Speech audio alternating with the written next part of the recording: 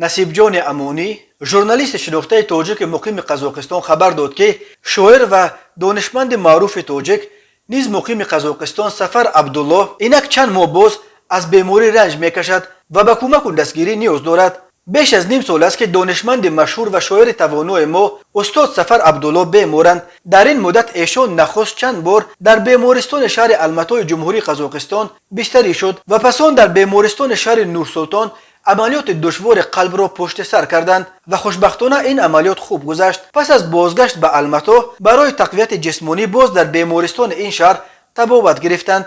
با این همه استاد رنجورند و تنشان پس از این عملیات و درمانها حال ضعیف است و ایشان نیاز به تبابت‌های دیگر دارند و باز برای درمان در بیمارستان شهر الماتا بستری شدند. سفر عبدالله در زندگی خود نه فقط با تحقیقات پرارزشش در ساحه ادبیات و شعرهای بلند خود بلکه همچنین با دست سخا و حاتمیش ورد زبانها شده است. در سالهای مشکل جنگ شهروندی در سالهای 90 سفر عبدالله با آنکه خود به ملک غربت رو آورده بود با دهها تن از دانشمندان و شاعران و ادیبان تاجیک کمک میفرستاد. بنا به نقل دوستانش در آن سالها ادیب شورتیار قزاق اولژاس سلیمانوف به سفر عبدالله $10,000 کمک کرده است تا برای خودش در الماتا خانه بخرد، ولی سفر عبدالله این همه پول را برای کمک به قلمکشان تاجیک صرف کرد و اما امروز متاسفانه بیماری استاد سفر عبدالله را از پای در آورده است و خود او محتاج به کمک و دستگیری شدند. شما می توانید یاری مالیوی خود را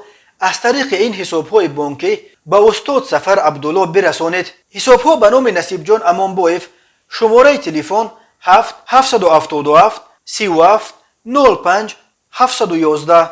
سفر عبدالله 3 ینور سال 1955 در دهه ارتوچ نویه پنجکند به دنیا آمده است. پس از ختم مکتب میانه زادگاهش سالهای 1973 1978 در فاکولته فیلولوژی تاجیک دانشگاه دولتی تاجیکستان به نام ولادیمیر ایلیچ لنین تحصیل کرده است. فعالیت علمیش را از سال 1978 در پژوهشگاه زبان و ادبیات به نام رودکی اکادمی علمی تاجیکستان شروع نموده. سال 1979 در پژوهشگاه ادبیات به نام گورکی مسکو به کارآموزی پرداخته.